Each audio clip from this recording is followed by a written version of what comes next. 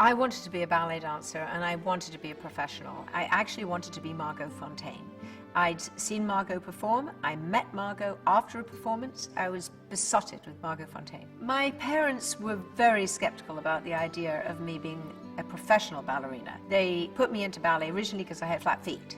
And then it got kind of expensive because I was training 3-4 times a week. I was competing in all these competitions and I was doing very well. And then the teachers basically came to my parents and said she should go to professional school. And they were like, no, she should take O-levels and A-levels and be a secretary or something. I don't know what they thought I was going to be. And I was a very average academic student because I didn't love it. And they allowed me to try out for the Arts Educational Trust. I got in, I got a partial scholarship. My father was so impressed by it that he actually became a member of the council. When I went to the school, I actually did not manage to pass the educational exam to get into the school. By the end of the first year, I won the school prize for best improvement in academics.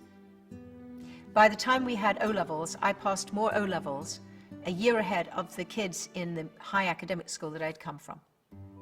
So what he noticed was that when I was able to do something that I loved and be surrounded by people who loved it as well, that the other stuff that I've been struggling with just happened.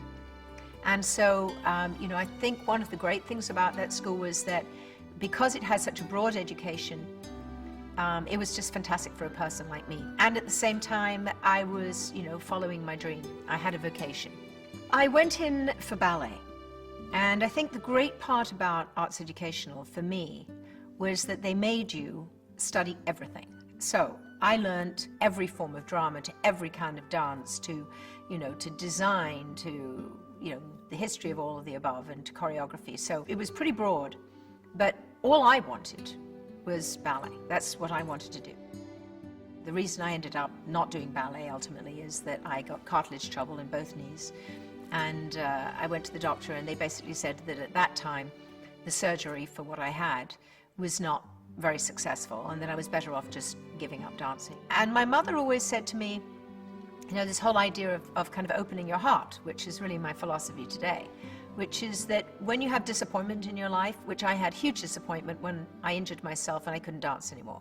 My mother taught me to accept that and to reach out and to move forward. And so really, I think their support in allowing me to continue and become an actress when I was devastated about the dancing, that was pretty huge. I think the reason I did so many period pieces for so many years was because of the deportment, was because of ballet. Because you can't wear those period pieces without holding yourself in a certain way. And I would see other actresses, who are like the blue jean crowd, and they just, they just couldn't wear it.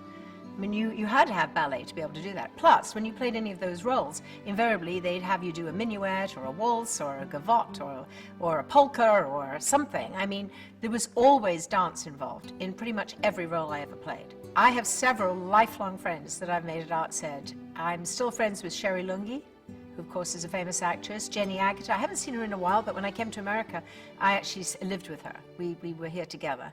But my closest friend, one of my closest friends on the planet, is a girl called Teresa Kelsey. And I see her all the time in England. And she was the one in our class that really became a dancer. She danced in Germany, and she was the best ballerina. Whenever I see Teresa, we dance on the lawn, we take our shoes off and we prance around, and it's crazy because we're almost 60, but we're still behaving like a couple of 13-year-olds at Arts Ed. Yes, lifelong friends.